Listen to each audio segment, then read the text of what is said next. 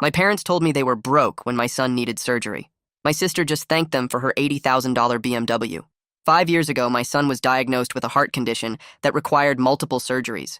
The first one alone cost us over $60,000 after insurance. My wife and I were drowning. We had just bought our first house and we were barely making ends meet as it was. I swallowed my pride and asked my parents for help. Not a handout, just a loan that I would pay back over time. My father sat me down and explained that they were struggling too. He said retirement had been harder than expected and they were living on a fixed income. He said he wished he could help, but they simply didn't have the money. I understood. I never asked again. My wife and I sold our house and moved into a small apartment. I picked up a second job delivering packages at night. My wife worked overtime every week for 3 years straight. We missed holidays and birthdays and school events because we were always working. We sacrificed everything to pay off those medical bills and keep our son healthy. Meanwhile, my sister Danielle lived a completely different life. She worked part-time at a boutique and somehow afforded a luxury apartment downtown. She went on vacations twice a year and always had designer bags and new clothes.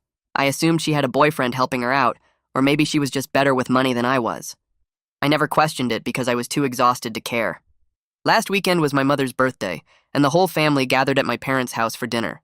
My wife and I showed up in our 12-year-old minivan and parked behind a brand new white BMW in the driveway. I figured one of my parents' friends must have come early. We walked inside and Danielle immediately ran over to hug our mother. She was glowing and talking about how grateful she was. She told my mom that the car was absolutely perfect and that she couldn't believe they got her the exact color she wanted. I stopped in the doorway. I asked her what car she was talking about. She looked at me like I was stupid and said the BMW in the driveway. She said Mom and Dad bought it for her as an early birthday gift. I looked at my father. He wouldn't meet my eyes. I asked him how much that car cost.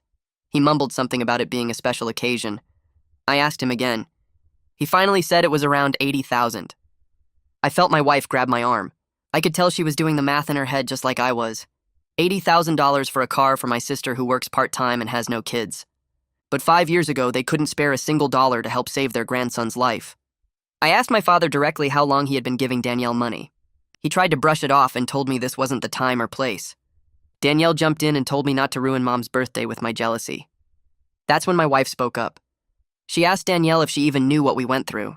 She told her about the surgeries, the debt, the second jobs, the apartment we lived in for 4 years, the birthdays we missed because we were working. Danielle rolled her eyes and said it wasn't her fault we were bad with money. My mother finally spoke. She said Danielle needed the help more because she was single and I had a wife to support me. She said it wasn't fair to compare our situations. I laughed out loud. I asked her if she thought it was fair that we nearly lost our house, our marriage, and our sanity while they were writing checks for vacations and designer bags. My father stood up and told me to calm down. I told him I was done being calm. I asked him point blank how much money he had given Danielle over the past 5 years. He went quiet. Danielle went quiet. My mother looked at the floor. I asked again and told him I wanted a number. He finally admitted it was somewhere around $300,000. My wife started crying. I took her hand and walked out without saying another word. We drove home in silence. When we got inside, I sat on the couch and just stared at the wall for an hour. Then my phone buzzed. It was a text from my mother. She said I was being selfish and that I had no right to embarrass them like that. She said if I wanted to be part of this family, I needed to apologize to my father and my sister. I read it 3 times. Then I called my accountant. Because what my parents don't know is that last month I was named partner at my firm. And the first thing I'm doing with my new salary is hiring the lawyer who handled their estate planning. I sit on my couch staring at my phone after reading my mother's text, demanding I apologize, and something shifts inside me from hurt to ice-cold clarity. My wife sits beside me in silence, her eyes still red from crying in the car. I open my email app and forward the text to Grant Moser with a single message, asking if he can meet first thing Monday morning. I don't explain anything else, and I don't need to. Grant has been handling my taxes and finances for 6 years, and he knows exactly what kind of year we've had with the partnership promotion. My phone rings less than 20 minutes later, even though it's Saturday night. Grant's name lights up the screen and I answer on the second ring. He asks if this is about what he thinks it's about. I tell him yes, I'm ready to discuss my parents' estate planning situation. There's a pause and I can hear him typing something on his keyboard. He says he'll clear his Monday morning schedule and bring someone who handles trust and estate law. I thank him and hang up. My wife reaches over and takes my hand without saying anything. Sunday morning, I wake up early and start researching estate planning lawyers in our area. I make coffee and sit at our kitchen table with my laptop, clicking through websites and reading reviews. My wife joins me after a while and helps me make a list of questions we need answered. Our son sits in the living room watching cartoons, completely unaware that his grandparents chose a BMW over his life. I type out questions about wills and trusts and inheritance laws. I need to understand exactly what legal options exist before I make any moves. My wife adds a question about whether gifts given during someone's lifetime count against inheritance. I hadn't thought of that, but it's a good question. Monday morning arrives and I drive to Grant's office downtown. The building is one of those newer glass towers that reflects the morning sun. I take the elevator to the 14th floor and walk into the reception area. Grant meets me at the door and introduces me to Vivian Hodges, a family law attorney he brought in for consultation. She's probably in her 50s with short gray hair and sharp eyes that miss nothing. We sit in a conference room with a view of the city. Vivian asks me to walk her through the entire situation from 5 years ago to now. I start with my son's diagnosis and the surgery costs. I explain asking my parents for help and my father sitting me down to tell me they were broke. I describe selling our house and moving to the apartment. I talk about my second job delivering packages and my wife's overtime for 3 years straight. Vivian takes notes on a yellow legal pad, writing quickly in neat handwriting. Her face stays calm and professional, but I see her grip her pen tighter when I get to the birthday party. I tell her about the BMW in the driveway, and Danielle thanking our parents for the exact color she wanted. I explain the confrontation, and my father finally admitting he'd given Danielle $300,000 over 5 years. Vivian stops writing and looks up at me. She asks me to repeat that number. I say 300,000. She writes it down and underlines it twice. Vivian explains that while my parents have no legal duty to give me money, there are several angles worth looking at depending on how their estate is set up. She asks if I know whether they have a will, a trust, or both. She asks if I'm currently named as someone who gets inheritance. I think back to 5 years ago, when my father mentioned something about estate planning during a casual conversation at Thanksgiving.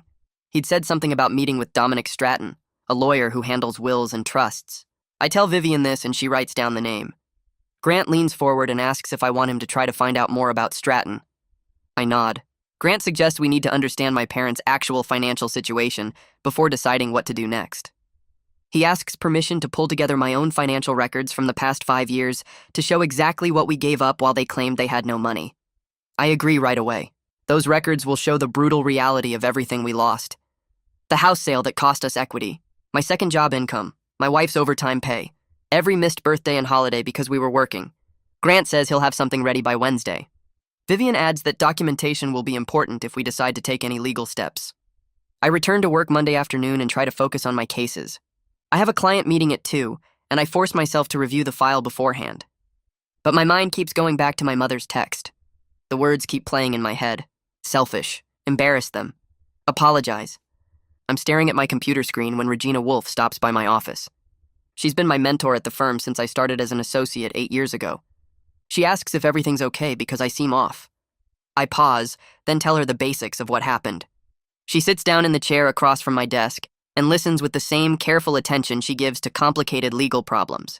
When I finish, she's quiet for a moment. Regina asks a question that hadn't occurred to me. She asks whether my parents' financial support of my sister could be considered an advance on her inheritance. She explains that in some states, big gifts to one child during the parent's lifetime can be counted when figuring out estate distribution. I feel something spark inside me. It might be hope. It might just be the chance of fairness. Regina says I should ask Vivian about it because it depends on state law and how the estate documents are written. I thank her and she tells me to take care of myself. She says family stuff is always the hardest. That evening, I sit down with my wife after our son goes to bed. I explain everything the lawyers told me, the options about estate planning, the questions about wills and trusts, the possibility that Danielle's gifts might count against her inheritance. My wife listens and then asks what I want the outcome to be. I think about it for a long time. I realize I don't want their money now. I want them to face what they did. I want them to understand they valued a BMW over their grandson's life. I want there to be real consequences for that choice. Not just words, not just apologies that don't mean anything. Real consequences that they can't ignore or explain away. My wife nods slowly. She says she understands. My wife brings up something I've been avoiding. She says we need to talk to our son about why we won't be seeing his grandparents for a while. He's 10 now, old enough to ask questions. We agree to tell him a version he can understand about grown-up disagreements. The next morning before school, we sit him down at the kitchen table. We explain that Grandma and Grandpa made choices that hurt our feelings, and we need space from them. We keep it simple. We don't mention the money or the BMW. We just say that sometimes adults disagree about important things. Our son is quiet for a minute. Then he asks if it's because they didn't help when he was sick. My heart breaks. I look at my wife and her eyes are filling with tears. I ask him how he knows about that. He shrugs and says he heard us talking about it once a long time ago. He says he knew they didn't help us. My wife pulls him into a hug and I join them. We tell him it's not his fault and that we're going to be okay. He nods against my shoulder and asks if he can still finish his breakfast. We let him go and he goes back to eating his cereal like nothing happened. But I know he understood more than we realized. Tuesday morning, I'm sitting at my desk trying to focus on a client brief when my phone buzzes. It's my father calling. I stare at his name on the screen and let it ring through to voicemail. A minute later, the notification pops up and I press play on speaker. His voice comes through calm and measured like he's talking to a difficult client instead of his son. He says we need to talk like adults about what happened at the party. He says I'm being unreasonable about something that happened years ago and that I embarrassed the whole family with my outburst. The way he calls 5 years of hell something that happened like it was a minor inconvenience makes my jaw clench. I save the voicemail and forward it to Grant with a note that this might be useful later as evidence of their attitude. My phone buzzes again almost immediately, and this time it's a text from Danielle. I open it and see a wall of text about how I've always been jealous of her success and how our parents were just trying to help her find her footing in life. She writes that I had a wife and a stable job, so I didn't need help the way she did. She says it's not her fault that some people are better at managing their lives than others. I read it twice to make sure I'm not imagining the casual cruelty. Then I screenshot every part of the message where she admits she knew they were giving her money while we struggled. I save the screenshots to a folder on my phone labeled Documentation, and then I block her number. I don't need to hear anything else she has to say. Wednesday morning, I'm checking emails before my first meeting when one from Grant comes through with the subject line, Financial Analysis Complete. I open it and start reading the attachment. The numbers are worse than I expected. We lost approximately $80,000 in home equity when we sold our house quickly to cover medical bills. I earned an additional $45,000 from my second job delivering packages over 3 years. My wife's overtime added about $30,000 to our income during that same period. Grant's analysis shows that we paid off medical debt that would have been completely manageable with even a $20,000 loan. $20,000 while my parents were writing checks for $80,000 cars and luxury vacations. The math is right there in black and white and it makes me feel sick. I forward the entire analysis to Vivian with a message asking what our next steps should be. She responds within an hour, suggesting we request a family meeting with a professional mediator present to discuss the situation. She warns me that my parents aren't legally required to agree to mediation. She offers an alternative option of sending a formal letter through an attorney outlining my concerns and requesting they reconsider their estate planning given the obvious unfair treatment. I sit back in my chair and think about which approach makes more sense. Regina stops by my office again around 2 in the afternoon. She knocks on the doorframe and asks if I have a minute. I wave her in and she closes the door behind her. She tells me she did some research on Dominic Stratton, the estate lawyer my father mentioned using years ago. Apparently he's mostly retired now, but his daughter Fern Stratton took over his practice and specializes in trust management. Regina says if I'm serious about understanding my parents' estate structure, Fern might be willing to have an initial conversation about general estate planning questions. I thank Regina for looking into it, and she gives me Fern's office number written on a sticky note. She tells me to take care of myself and that she's here if I need anything. After she leaves, I add Fern's number to my phone contacts. Thursday night after our son goes to bed, I sit at the kitchen table with my laptop and start drafting a letter to my parents. Vivian sent me a template to work from, but I want the words to be mine. I write out the timeline starting from 5 years ago when I asked for help, and my father said they were broke. I include the financial impact on my family with specific numbers from Grant's analysis. I write about the missed birthdays and holidays, the years of working 2 jobs, the stress that nearly destroyed my marriage. I explain that the issue isn't about wanting their money now, but about the lie they told during the worst time of our lives and the ongoing favoritism that made that lie possible. I request a meeting to discuss how they plan to address the inequality in their treatment of their children. I state clearly that I'm consulting with legal and financial advisors regarding their estate. The letter takes me 3 hours to get right. It's formal and factual, but it's also honest about how much damage they caused. My wife reads it over my shoulder when I finish and says it's more fair and measured than they deserve. I save the document and email it to Vivian for her review.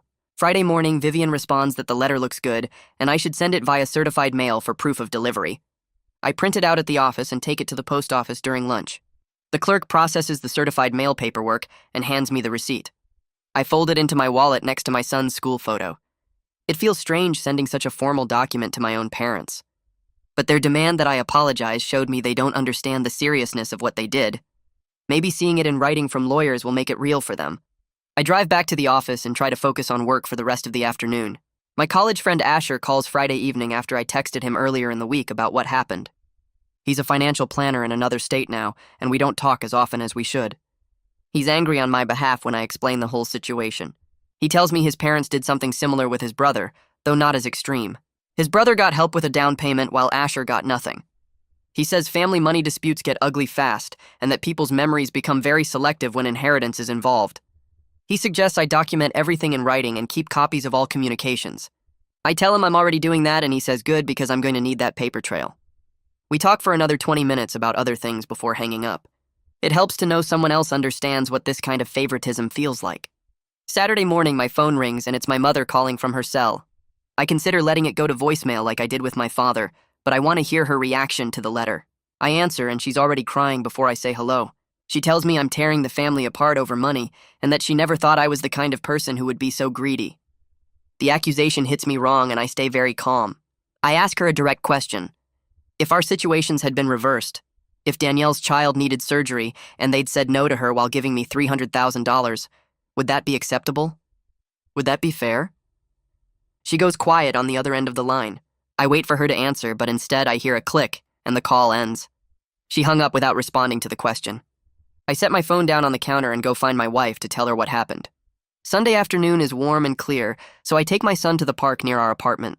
He runs straight to the playground and starts climbing on the equipment with other kids his age. I sit on a bench and watch him play. He's healthy and strong and full of energy. 5 years ago, we almost lost him. The surgery saved his life, but the cost nearly destroyed ours. A simple loan from my parents would have let us keep our house and maintain some stability during the scariest time of our lives. We could have been there for more school events. We could have had family dinners instead of passing each other between work shifts.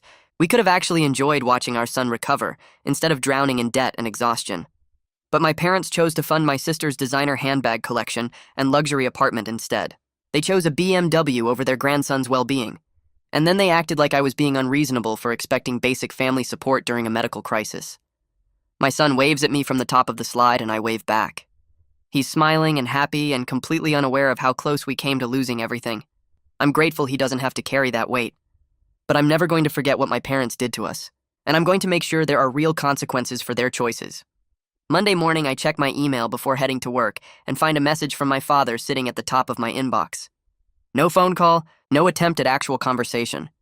Just a cold email sent at 6 in the morning like he was handling business correspondence. I open it and read through his response to the letter I sent last week. He writes that their financial decisions are their own business and that I have no right to question how they choose to spend their money. He says the letter I sent was disrespectful and crossed a line. Then comes the part that makes my jaw tighten. He writes that if I continue down this path, I'll regret it. The thread is vague enough to have plausible deniability, but clear enough that I know exactly what he means. He's telling me to back off or face consequences. I forward the email to Vivian immediately with a short message asking her to review his response. Then I get dressed for work and try to focus on the day ahead. My phone rings around 10:30, and it's Vivian calling back after reading my father's email. She tells me the threatening tone is notable and could actually work in my favor if things escalate further. She explains that his defensiveness and implicit threats suggest he knows his position is weak. She asks if I want to proceed with trying to get information about their estate structure, which would involve me reaching out to Fern Stratton directly. I don't hesitate. I tell her yes. I want to understand exactly what I'm dealing with before I make any more decisions. Vivian says she'll send me some guidance on what to ask and how to frame the conversation. She reminds me that Fern can't share confidential client information, but there are ways to request details as a potential beneficiary. I thank her and hang up, feeling like I'm finally taking concrete steps instead of just reacting to their attacks. Tuesday morning, I call Fern Stratton's office, and her assistant answers on the second ring. I explain that I'm the son of her father's former clients and need to understand some estate planning questions related to my own family situation. The assistant is professional and efficient, asking for my name and contact information. She tells me Fern has an opening Thursday afternoon at 2 o'clock and asks if that works for my schedule. I agree immediately and she schedules the consultation. I don't mention the family conflict yet, wanting first to understand what information she can legally share and how much she already knows about my parents' financial setup. After hanging up, I make a note in my calendar and try to prepare mentally for what I might learn. Part of me wonders if Fern will remember working on my parents' estate documents, or if it was just another routine file among hundreds. Work becomes a strange refuge over the next few days, where I can focus on other people's problems instead of my own. Wednesday afternoon, Cassius Donaldson stops by my office to check in on some cases I'm handling. He's the managing partner and technically my boss now that I made partner last month. He asks about my long-term goals with the firm and whether I'm interested in taking on more complex cases now that I have the title and compensation to match. I tell him I'm definitely interested in expanding my caseload, and he seems pleased. As we talk about future opportunities, I realize something that makes my chest feel tight. My promotion means financial security that my parents could have helped us achieve years ago if they hadn't been secretly funding my sister's lifestyle. The partnership salary would have seemed impossible 5 years ago when we were drowning in medical debt. Now I have it, but only because my wife and I sacrificed everything to climb out of that hole ourselves. My parents watched us struggle and chose not to help, and now I'm finally in a position where I don't need them anymore. The timing feels both satisfying and deeply sad. Wednesday evening, my wife and I drive to an office building across town to meet with Sabrina DeLeon, the therapist Grant recommended who specializes in families dealing with financial betrayal. The waiting room is quiet and comfortable, and Sabrina comes out to greet us right on time. She's probably in her 50s with kind eyes and a calm presence that immediately puts me at ease. We follow her back to her office and sit on a couch while she takes a chair across from us. She starts by asking how we're processing the anger and hurt from discovering my parents' deception. My wife's composure cracks almost immediately. She breaks down describing the years of exhaustion and fear, the constant worry about money, the guilt over missing our son's school events because we were always working. Sabrina listens without interrupting, nodding occasionally and taking notes. When my wife finishes, Sabrina turns to me and asks how I've been handling it. I admit I've been so focused on the legal strategy and documenting everything that I haven't fully processed the emotional damage. Sabrina says that's a common response and that sometimes taking action feels safer than sitting with painful feelings. She's right. Every time I start to feel the full weight of what my parents did, I redirect that energy into planning my next move or gathering more evidence. Sabrina spends the next 40 minutes helping us understand that our anger is completely valid, but that we need clarity about what outcome we're seeking. She asks directly if we want reconciliation, revenge, or simply acknowledgement of the harm done. The question stops me because I haven't really thought about it in those terms. My wife and I look at each other and I can see she's thinking the same thing I am. We both realize we want the same outcome. We want my parents to truly understand what they did and face real consequences, not just empty apologies or defensive justifications. We want them to sit with the reality that they chose a BMW over their grandson's life and that their favoritism nearly destroyed us. Sabrina asks what real consequences would look like to us, and I tell her I'm working on that through legal channels. She cautions that legal action might give us a sense of control, but won't necessarily provide emotional closure. I understand what she's saying, but right now, having some control feels necessary after years of feeling powerless. Thursday afternoon, I arrive at Fern Stratton's office 15 minutes early and sit in the waiting area reviewing the questions Vivian helped me prepare. At exactly 2 o'clock, Fern comes out to greet me. She's younger than I expected, probably early 40s, with a professional but warm demeanor. I follow her back to her office, and she gestures for me to sit in one of the chairs across from her desk. I start by explaining that I'm trying to understand estate planning in general because of a family situation I'm dealing with. She nods and asks what specific questions I have. I keep things vague at first, asking about the basics of wills versus trusts and how assets get distributed after someone dies. Fern is patient and thorough, explaining the differences between various estate planning tools and how families typically structure their plans. When I mention my father's name as someone who worked with her dad years ago, her expression shifts slightly. It's subtle, but I catch it. She pauses for just a moment and then says she remembers that file. My heart rate picks up because that small reaction tells me she knows more than she's saying. Fern carefully explains that she can't share specific client information without written permission from the clients themselves. I expected this, so I nod and tell her I understand the confidentiality requirements. But then she adds something interesting. She says that if I have concerns about estate planning fairness, I do have options available to me. She mentions that some states allow adult children to challenge estates if there's evidence of undue influence or if lifetime gifts to one child created significant inequality that wasn't properly addressed in the estate documents. Her wording is very careful and deliberate. She's not telling me anything about my parents' specific plan, but she's giving me information about what might be possible. I realize she's walking a fine line between professional ethics and trying to help me understand the situation. The fact that she's even bringing up undue influence and lifetime gifts suggests she knows exactly what happened with Danielle. I decide to ask a hypothetical question to see how much more information Fern will share.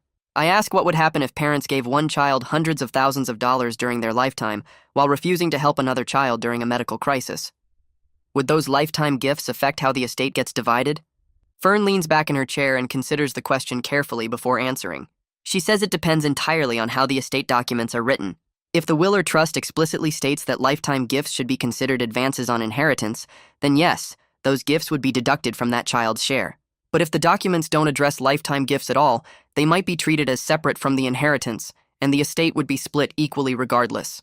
She pauses and then adds that some parents deliberately structure their estates to hide inequality or avoid difficult conversations. Then she suggests something that makes my pulse quicken. She says I might want to send a formal letter to her office requesting information about whether I'm named as a beneficiary in my parents' estate and how the plan is structured. She explains that as a potential beneficiary, I have certain rights to information, though those rights vary by state. Friday morning, I sit down at my computer and start drafting a formal letter to Fern's office. I write it as a potential beneficiary, requesting information about my parents' estate plan and my status within that plan. I keep the language professional and factual, avoiding any mention of the family conflict or my anger at the situation. I simply state that I'm their son, and I'm requesting information about whether I'm named in their estate documents and how assets are planned to be distributed. When I finish the draft, I email it to Vivian for review. She calls me back within an hour and says it's exactly right. She tells me it's a smart move because it creates a clear paper trail and might prompt my parents to reconsider their position once they realize I'm serious about pursuing this. She also warns me that sending this letter will likely escalate the conflict significantly. My parents will be notified that I've requested this information, and they'll probably be furious. I tell her I understand and I'm prepared for their reaction. I make a few small edits based on Vivian's suggestions, and then print the letter on professional letterhead. I take it to the post office and send it certified mail with return receipt requested, knowing this will likely be the point of no return in my relationship with my parents. As I watch the postal worker process the letter, I feel a strange mix of determination and sadness. I'm fighting for fairness and accountability, but I'm also acknowledging that my family might never recover from this betrayal. Monday morning, the certified mail receipt comes back, showing my letter was delivered to my parents' address. I check my phone every hour waiting for some kind of response. Around 2 in the afternoon, my phone buzzes with a voicemail notification. I press play and hear my father's voice tight with anger. He says I'm being ungrateful and selfish, that I'm trying to steal from them while they're still alive. His voice gets louder as he talks, saying they worked hard for everything they have, and I have no right to question how they spend their money. He says if I keep this up, I'll regret it, that family doesn't treat each other this way. I save the voicemail immediately because buried in his anger is something useful.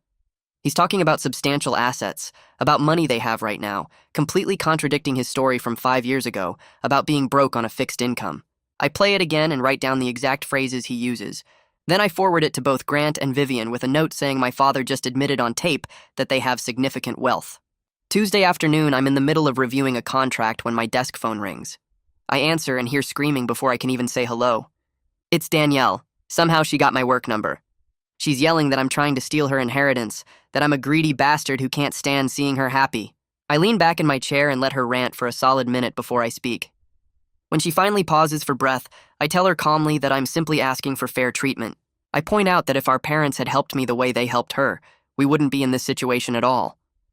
She starts screaming again, saying I'm just bitter because I'm not the favorite. The words hang in the air between us, and I realize something that makes my stomach turn. She actually believes this. She genuinely thinks she deserves preferential treatment, that being the favorite is a real thing that justifies getting $300,000 while her nephew nearly died. I tell her we're done talking and hang up. My hands are shaking slightly as I write down everything she said while it's still fresh in my mind. Wednesday morning, I find a thick envelope in my mailbox at home. It's from a law firm I don't recognize with an address in the suburbs near where my parents live. I open it standing right there in the parking lot. The letter is on expensive letterhead and written in formal legal language. It says my parents have retained their services and that I need to immediately cease and desist from harassing my parents or interfering with their estate planning. It threatens legal action if I continue my inappropriate behavior. The letter uses words like stalking and intimidation and makes it sound like I've been doing something criminal instead of just asking questions. I take photos of every page and send them to Vivian before I even get back inside my apartment. She calls me back within 20 minutes and I can hear the smile in her voice. She says it's a bluff, pure intimidation meant to scare me into backing down. She points out that I haven't done anything legally wrong. Sending a letter to an estate planning office asking about my status as a beneficiary is completely within my rights. She says we should respond with our own letter laying out the facts and my reasonable request for information. I agree, and she says she'll draft something for my review by end of day. Thursday morning, I meet Grant and Vivian together at Grant's office. We sit around his conference table, and Grant spreads out papers showing my parents' financial timeline. He's put together bank records, property records, tax documents that paint a clear picture. 5 years ago, when they told me they were broke, they owned their house free and clear, had substantial retirement accounts, and were making regular large transfers to Danielle. Grant points to specific dates where they gave Danielle $5,000 here, $10,000 there, $20,000 for her apartment deposit. All while I was working my delivery route at night and my wife was doing double shifts. Vivian looks at the numbers and says we could potentially pursue a claim of financial elder abuse against Danielle if there's evidence she manipulated them into giving her money. I shake my head immediately. That's not what this is about. Danielle didn't trick anyone. My parents chose to give her money while lying to me. That's on them, not her. I explained to both of them what I actually want from this whole thing. It's not about getting money now. I don't need their money anymore. I'm making good money as a partner. What I want is for the truth to matter. I want my parents to acknowledge that they lied to me during the worst crisis of my life. I want them to admit they watched us suffer when they could have helped. I want them to understand that their favoritism had real consequences, that it cost us our house and years of our lives and almost cost us our marriage. I want them to face what they did and understand that the relationship is broken, not because of money, but because of betrayal and cruelty. Vivian listens carefully and nods. She says that's actually harder to get than money, that making people acknowledge emotional harm is much tougher than winning a financial settlement. But she thinks we can make it very difficult for them to keep denying reality. Vivian suggests we prepare a detailed timeline and financial analysis to present to my parents. Something that lays out exactly what we sacrificed while they funded Danielle's lifestyle. The goal would be to make the reality so clear and undeniable that they can't rationalize it away anymore. Grant agrees to compile all the financial data into a clean format with dates and amounts. I volunteer to work on the emotional timeline, the list of moments and memories we lost because of their lie. Vivian says once we have both pieces, we can send it to them with a letter requesting a meeting to discuss fair treatment in their estate planning. She warns me that they might refuse to meet, but at least we'll have documented everything clearly. I leave the meeting feeling like I finally have a plan that might actually force some accountability.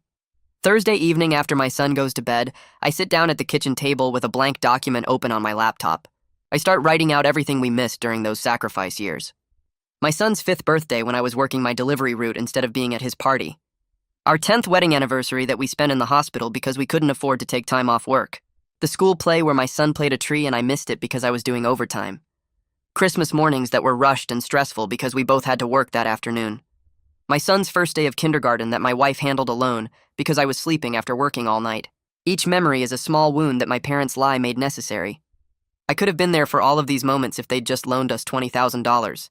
Instead, they were writing checks for Danielle's vacation to Hawaii. When I finish my list, I show it to my wife and ask if she wants to add anything. She sits down and starts typing, and I watch her face as she remembers. She writes about the promotion she turned down because it required moving to another city, and we couldn't afford relocation costs. She writes about the friends she lost touch with because she was always working and never had time for coffee or girls' nights. She writes about giving up her painting hobby because we needed every dollar for medical bills and art supplies felt like a stupid luxury. She writes about the guilt she felt every time our son asked why we couldn't go to the zoo or the movies like his friends' families did. When she finishes, we sit there looking at our combined lists. Together, they paint a picture of two people who gave up years of their lives, who sacrificed everything that makes life worth living, while my parents wrote checks for BMWs and designer handbags. Friday afternoon, I get an email from Fern's office. The subject line is formal and professional. The email states that my parents have instructed her not to share any information about their estate planning with me. That's not surprising given the angry voicemail and the lawyer's letter. But then I notice she's attached something to the email. It's a generic pamphlet about beneficiary rights and estate contests in our state. I open it and start reading the legal language about when beneficiaries can challenge estates. Several sections are highlighted in yellow. One section talks about undue influence and how lifetime gifts can be considered when determining fair distribution. Another highlighted section explains that beneficiaries have rights to information about estate structure if they can show reasonable cause. I read between the lines and realize what Fern is telling me. She can't give me information directly, but she's pointing me toward the legal framework that would let me challenge their estate if they've structured it unfairly. She's helping me without violating her professional ethics. Saturday morning, Asher calls to check on me. We haven't talked in a couple weeks, and I fill him in on everything that's happened since I sent the letter to Fern's office. The voicemail from my father, Danielle's screaming phone call, the lawyer's threatening letter, the meeting with Grant and Vivian. He listens quietly, and then asks me the question I've been avoiding. He wants to know what my endgame is, whether I'm prepared to be permanently cut off from my parents. I sit with that question for a minute before answering. I tell him I think we're already cut off. I just didn't realize it until the BMW showed me how little they value me compared to my sister. Being cut off from people who would watch you suffer unnecessarily isn't really a loss. It's just finally seeing clearly what was always true. Asher tells me that being cut off from people who never valued me equally isn't really a loss. It's just accepting reality. He says I'm better off knowing the truth now than spending another decade wondering why I never felt like enough. We talk for another 20 minutes, and when I hang up, I feel steadier than I have in days. Monday morning, I wake up early and review everything one more time. Grant sent the financial analysis on Friday, showing every dollar we sacrificed while my parents funded Danielle's lifestyle. Vivian drafted a letter that lays out the facts without sounding emotional or accusatory. I read through the timeline my wife and I created, all those missed moments and brutal years documented in simple sentences. The package is ready to go. I drive to Vivian's office and she has everything printed and organized in a professional folder. She's including the financial analysis, our timeline of sacrifices, copies of the text messages from my mother, and the threatening voicemail from my father, and a formal letter requesting a mediated meeting to discuss fair treatment in their estate planning. The letter makes it clear I'm not asking for money now, just acknowledgement and equality going forward. Vivian sends everything via her office to my parents' lawyer with delivery confirmation. By noon, I get an email from their lawyer saying he received the package and will discuss it with his clients. He says they're considering their options, which probably means they're trying to figure out how to make this go away, without actually addressing anything. Tuesday, I throw myself into work because sitting at home thinking about my parents just makes me angry all over again. I'm handling a partnership dispute case where two business owners can't agree on profit distribution, and it's weirdly similar to my own situation. One partner contributed more money up front, while the other contributed more labor over time, and now they're fighting about who deserves what. I spend the morning drafting arguments about fairness and equality and contribution, and the irony isn't lost on me. Regina stops by my office around 3 and comments that I seem sharper this week, more focused than I've been in months. I tell her that taking action instead of just feeling hurt has helped, that doing something concrete makes me feel less powerless. She sits down and tells me she went through something similar with her own family years ago. Her parents gave her brother money for a business that failed while refusing to help her with grad school tuition. She says setting boundaries with them was painful, but ultimately healthier than accepting mistreatment just to keep the peace.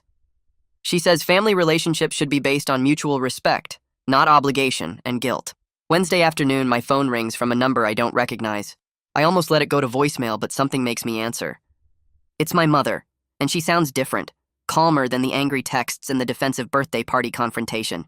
She says she got my package and she wants to understand why I'm doing this. I tell her I'm doing this because they lied to me when my son almost died, because they watched us sacrifice everything while they wrote checks for luxury cars and vacations, and because they still don't seem to understand why that's wrong.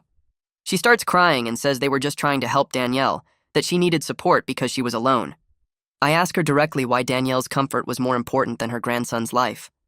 The line goes quiet for a long moment. She says it wasn't like that. They just thought we'd be fine because I had a good job and a wife to share expenses with. I point out that they didn't think, they assumed, and they never once checked to see if we were actually fine during 4 years of working ourselves to death. She says she didn't know it was that bad, and I tell her that's because she never asked. She never called to see how we were managing or if we needed anything. She just assumed we were fine while Danielle got $300,000. My mother goes quiet again, and then admits something I wasn't expecting. She says my father made the decision not to help us, and she went along with it because he manages all their finances. This adds another layer to the betrayal, because it means my father actively chose to deny us help while simultaneously writing checks for my sister. It wasn't just poor judgment or bad timing, it was a deliberate choice to prioritize one child over the other. My mother says she wants to fix this but doesn't know how, and I tell her that's something she needs to figure out, not me. I can't tell her how to make this right because I don't know if it's even possible. She asks if we can talk more later and I say maybe, then hang up feeling exhausted. Thursday morning brings an email from Danielle that surprises me. It's calmer than her previous screaming phone call and defensive texts. She writes that our mother is devastated by all this, and maybe we should all sit down and talk things through like adults. I read the email 3 times looking for an apology or any acknowledgement of the unfairness, but there's nothing. She's just suggesting we talk as if that will magically fix years of inequality and lies. She doesn't say she understands why I'm upset, or that she recognizes the disparity in how we were treated. She just wants everyone to sit down and presumably wants me to apologize for embarrassing them at the birthday party. I don't respond right away because would they actually listen, or would it just be another attempt to make me back down and accept things as they are? Friday evening, my wife and I have our regular session with Sabrina, and I bring up Danielle's email about meeting. Sabrina asks what I hope to gain from a family meeting and whether I believe my parents are capable of the kind of acknowledgement I need. My wife jumps in and says she's worried they'll just try to manipulate me into backing down, that they'll make promises they don't intend to keep just to smooth things over. She says we should only agree to meet if we're prepared for them to remain defensive and if there's a professional mediator present to keep things from turning into another screaming match. Sabrina agrees that mediation would be essential and asks me to think about my goals for such a meeting. Do I want an apology? Do I want them to change their estate plan? Do I want acknowledgement of the harm they caused? I realize I want all of those things, but I'm not sure they're capable of giving them. We spend the rest of the session talking about setting realistic expectations and protecting ourselves from further disappointment. Saturday morning, I respond to Danielle's email with clear conditions. I'll agree to a family meeting only if it's mediated by a professional and if everyone agrees to speak honestly about the financial history. I state clearly that I'm not interested in a meeting where everyone pretends this is just a simple misunderstanding or where I'm expected to apologize for being upset about their lies. Danielle responds within an hour saying she'll talk to our parents about finding a mediator. Her response is brief and doesn't address my conditions directly, which makes me think she didn't actually read them carefully or doesn't understand that I'm serious. The following week passes with no word about mediation. No emails, no calls, nothing. By Thursday, I realize my parents are probably hoping I'll just let this drop if they ignore me long enough. They're used to me being the reasonable one, the one who accepts things and moves on. Instead, I call Vivian and ask her to send another formal letter to their lawyer. This one reiterates my request for fair treatment in estate planning and notes their refusal to engage in good faith discussion. The letter states clearly that I'm prepared to contest their estate if necessary to address the inequality created by Danielle's lifetime gifts. Vivian sends it Friday morning, and by Monday afternoon, we get a response. My father's lawyer sends a proposal that catches me off guard. My parents will agree to mediation if I agree not to pursue any legal action regarding their estate while they're alive. Vivian calls me to discuss the offer and says it's actually a reasonable compromise because I can't force them to change their estate plan right now anyway. The law gives them complete control over their assets while they're living. What I can do is contest the estate after they die if it's structured unfairly, and this agreement doesn't prevent that. She says agreeing to their terms gets me what I want, which is a mediated conversation where they have to face what they did. I think about it for a day and then agree. We schedule the mediation for 3 weeks out, which gives everyone time to prepare and find a qualified mediator. Vivian says she'll help me get ready, and that we should treat this like preparing for trial, with clear points to make and evidence to present. I hang up feeling like I'm finally going to get the chance to make them understand, even if I'm not sure they're capable of really hearing me. I spend the next 2 weeks meeting with Vivian almost every other day. We sit in her office with stacks of papers spread across the conference table. Bank statements showing our apartment rent versus what we paid for the house. Hospital bills with payment plan schedules stretching across 3 years. My delivery company pay stubs from those night shifts. My wife's overtime records. Vivian helps me organize everything into a timeline that shows exactly what we sacrificed while my parents wrote checks for Danielle's luxury life. She asked me questions about specific moments, writing down my answers in neat columns. What were you doing the night of your son's 6th birthday? Working my delivery route until midnight. What happened when your wife's mother offered to help? We refused because we were too proud to admit how bad things were. Vivian tells me the goal isn't to make them feel guilty. It's to make them see the reality they chose to ignore. She says my father will probably stay defensive, but my mother might actually listen if we present the facts clearly. We practice my opening statement over and over until I can say it without my voice shaking. I write down the moments we missed and read them out loud until they sound like facts instead of accusations. My son's school play, our anniversary, Christmas morning. Every single one happened because we were working to pay bills my parents could have helped with. Vivian reminds me that staying calm will be more powerful than getting angry, that facts speak louder than emotions. The night before the mediation, I lie in bed staring at the ceiling. My wife sleeps beside me, but I can tell from her breathing that she's awake too. I run through every possible scenario in my head. My father refusing to acknowledge anything. My mother crying and making it about her feelings. Both of them walking out when they realize I'm serious about the estate planning. My wife rolls over and puts her hand on my arm. She tells me that whatever happens tomorrow, we already survived the worst part. We made it through the surgeries and the debt and the years of exhaustion. Nothing they say or do can change the fact that we're okay now. She's right, but I still want them to understand what they did to us. I want my father to look me in the eye and admit he lied when my son needed help. I want my mother to stop making excuses for choosing my sister over her grandson. My wife squeezes my hand and tells me to try to sleep. I close my eyes, but my mind keeps playing out different versions of tomorrow until I finally drift off around 4 in the morning. The mediation office is in a professional building downtown with generic gray carpets and motivational posters on the walls. Vivian meets me in the lobby, and we take the elevator to the 3rd floor. The conference room has a long table with chairs on both sides and windows overlooking the parking lot. Dr. Tiernan Finch arrives first, a woman in her 50s with short gray hair and calm eyes. She shakes my hand and explains that her job is to help everyone communicate effectively, not to take sides or make judgments. She asks me to sit on one side of the table with Vivian while we wait for my parents. They arrive 10 minutes late with their lawyer, a thin man in an expensive suit who introduces himself, but whose name I immediately forget. My mother looks smaller than I remember, her face tired and older. My father won't look at me, keeping his eyes on the table as he sits down. I notice Danielle isn't here and feel relieved because I don't think I could stay calm with her in the room. Dr. Finch starts by explaining the ground rules. Everyone gets to speak without interruption. We focus on facts and feelings, not accusations or blame. The goal is understanding first, then finding a path forward if possible. She looks at each of us to make sure we understand and agree. Dr. Finch asks me to present first since I requested the mediation. I open the folder Vivian prepared and take out the timeline we created. My voice stays steady as I walk through everything starting with my son's diagnosis 5 years ago. The first surgery costing over $60,000 after insurance. Asking my father for help, just a loan I would pay back. Him telling me they were broke and living on a fixed income. I show them the financial analysis of what we sacrificed after that. Selling our house and losing $80,000 in equity.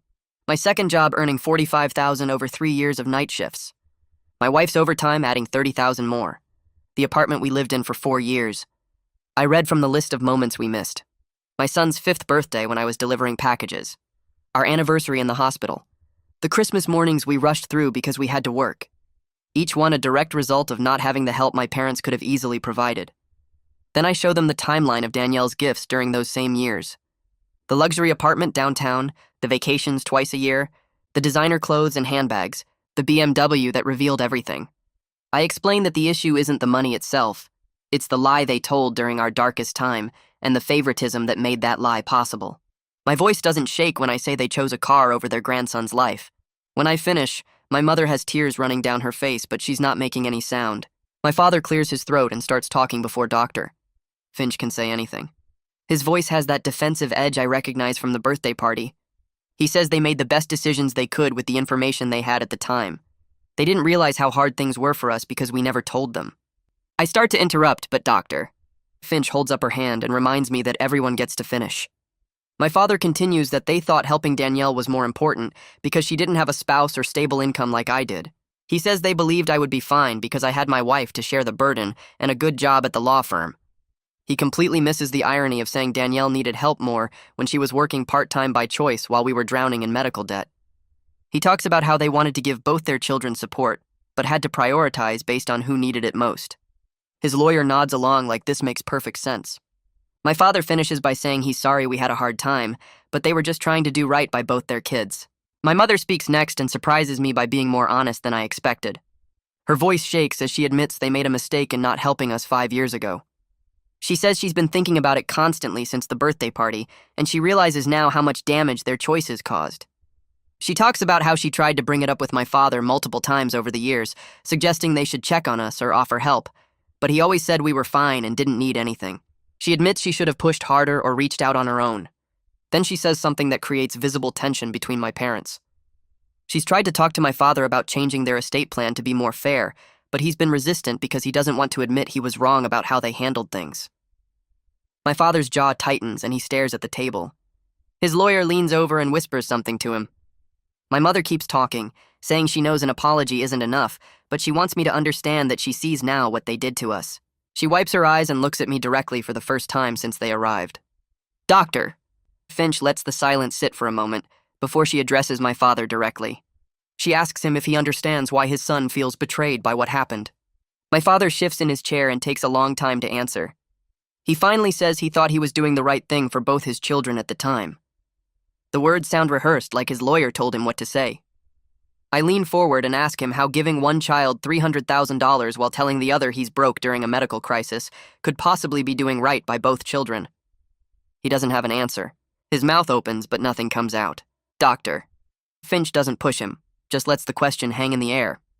The silence stretches so long I can hear the clock on the wall ticking. My father's lawyer starts to say something, but my father waves him off. He looks at me for the first time since we sat down, and I see something in his face that might be shame. But he still doesn't answer the question. Doctor. Finch calls for a break and everyone stands up. My parents and their lawyer go into a smaller room down the hall. I walk out to the lobby where my wife has been waiting. She jumps up when she sees me and asks how it's going. I tell her my mother seems to get it, but my father is still making excuses. She hugs me and says I'm doing great, that just getting them to sit here and listen is more than she expected. Vivian comes out and joins us by the windows. She says, Doctor, Finch is very good at what she does, and that my father's discomfort during that silence was actually a positive sign. When people can't defend their actions out loud, it means the truth is starting to break through their justifications. She tells me the second half will probably focus on concrete solutions rather than rehashing the past. She asks if I'm clear on what I want as an outcome. I tell her yes, I want them to acknowledge the harm they caused, apologize in a way that shows they actually understand what they did, and commit to fair treatment in their estate planning. Vivian nods and says those are reasonable requests that we should be able to get at least partially. We go back into the conference room and I notice my father looks different, more shaken somehow. My mother's eyes are red, but she sits up straighter. Doctor. Finch explains that she spent the break talking with my parents about what they heard during my presentation. She says we've reached a point where we need to discuss concrete steps forward, rather than staying focused on the past. She asks me directly what outcome I'm seeking from this mediation. I state it clearly the way Vivian and I practiced. I want acknowledgement of the harm their choices caused. I want an apology that demonstrates real understanding, not just sorry you feel that way. And I want a commitment to fair treatment in their estate planning that accounts for the inequality created by Danielle's lifetime gifts. Doctor. Finch writes this down and asks my parents how they respond to these requests. My mother agrees immediately to all three. She says she absolutely acknowledges the harm and wants to find a way to make things more fair going forward. My father hesitates, his hands flat on the table. He finally speaks and says he can acknowledge they should have helped us 5 years ago. He says he's sorry for the hardship we went through during that time. It's not quite the full understanding I wanted, not the admission that he lied or that he was wrong to prioritize Danielle. But it's more than I expected to get from him. He continues that he's willing to work with their estate lawyer to revise their planning so it addresses the inequality created by the gifts to Danielle. His lawyer makes a note on his legal pad. Doctor. Finch asks if I find this acceptable as a starting point. I look at Vivian and she gives a small nod. I tell Dr. Finch, yes, we can work with that. We work through the details for another hour, both lawyers taking notes while Finch guides the conversation. My parents' lawyer drafts language stating that any inheritance I receive won't be reduced by amounts given to Danielle. The $300,000 becomes an advance on her share, not a separate gift. My father signs the agreement with a tight jaw. My mother's hand shakes as she adds her signature. They also agree to cover our therapy costs, which Vivian makes sure gets documented in writing. I watch my father's lawyer make copies of everything, and I feel something shift inside me.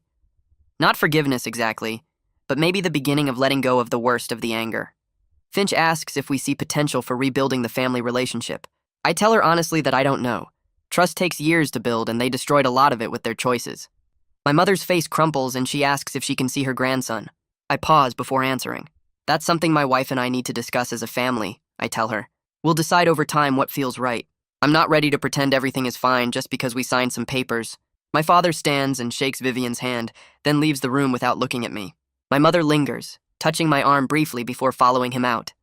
Vivian packs up her files and tells me I handled that well. I drive home feeling exhausted but also lighter somehow. The following week, Fern's office calls to schedule a meeting about the estate revisions. My parents instructed her to work with me directly, which surprises me given how my father acted at mediation. Fern is professional when I arrive at her office, explaining exactly how the revised plan will work. She walks me through the documents page by page, showing where Danielle's lifetime gifts get accounted for. The $300,000 will be deducted from her inheritance share. My share gets calculated as if I received equal gifts during their lifetime. It's technical and detailed, but Fern makes sure I understand every clause.